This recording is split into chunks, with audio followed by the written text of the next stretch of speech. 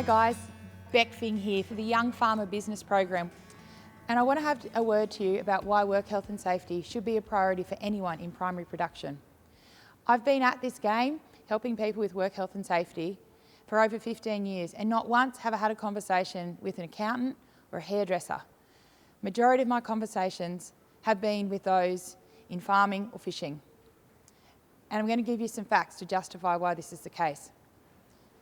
Whether we like to think about it or not, primary production or agriculture, as we look at it, which includes farming, forestry and fisheries, is one of the most dangerous industries. Per capita of employees, it is the most dangerous industry. We only employ 3% of the working population in Australia, but 30% of work-related fatalities happen in agriculture. So that's farming, fishing and forestry. So what does that mean to you? It means that we have to be doing our darndest to make our workplace safe. I'm not going to speak legislatively heavy. I'm not a lawyer.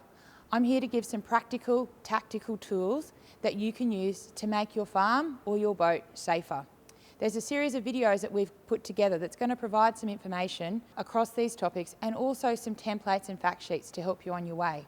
But I wanted to touch quickly on some of the main areas that you need to focus on. Under the legislation, there are a few things we have to do. We have to make sure that we're doing our darndest to keep our workplace safe. We have to make sure we have hazard identification processes and risk management planning processes in place. We've already ascertained that it's one of the most dangerous environments to be involved in. That being said, we also do dangerous things when we get there. So we need to have some systems of work in place to make dangerous tasks and dangerous areas safer. This might include induction, training, coaching, mentoring and supervision, emergency planning, and having provisions in place to make activities and areas safer than they were before. Another thing we have to do is make sure that we're consulting our team. There's a video on the Young Farmers Business Program website around consultation and how you can do that effectively and why it's important. But let's have a talk about the paperwork. It makes me really sad when I hear people talk about work health and safety being all about paperwork. There's a couple of things that come to mind. Firstly, it's not the paperwork that's actually going to keep your team safe. It's what actually happens in the business. It's permission to work safely. It's permission to down tools if someone feels unsafe. We're talking about the overall culture of your business. And that's usually set by the top and filters down. So it's not all about the paperwork, and all I hope that from a compliance perspective, no one ever needs to see your paperwork. But let's think about paperwork as a useful tool for your business, a tool for guidance and also a tool for record keeping and consistency to make sure that things can be done repeatedly and at the same standard. So stop the focus on the paperwork and start the focus on the doing. Start doing things that make your business safer. Keeping our eyes and ears open and having the conversation, they're the things that are going to make the difference. Safe Work Australia and Safe Work New South Wales has some great tools, information and templates. I'm not going to recommend that you take to reading the legislation or the regulations, unless you have insomnia, of course.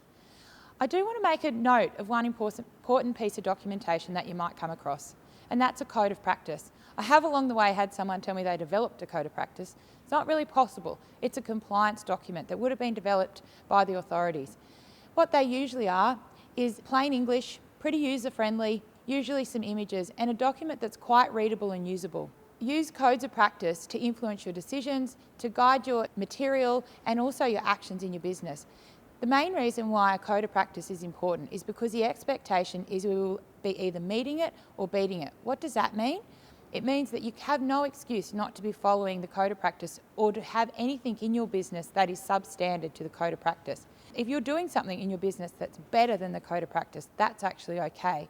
But doing anything that's below the code of practice is never acceptable and really difficult to justify if you find yourself in that position. I'll give you an example of what I mean by meeting or beating a code of practice. If you have to attach a guard with a piece of 12mm rod, would it be acceptable to attach it with an 11mm rod? No, absolutely not. But could you use a 14mm rod if it had a higher integrity than a 12mm rod?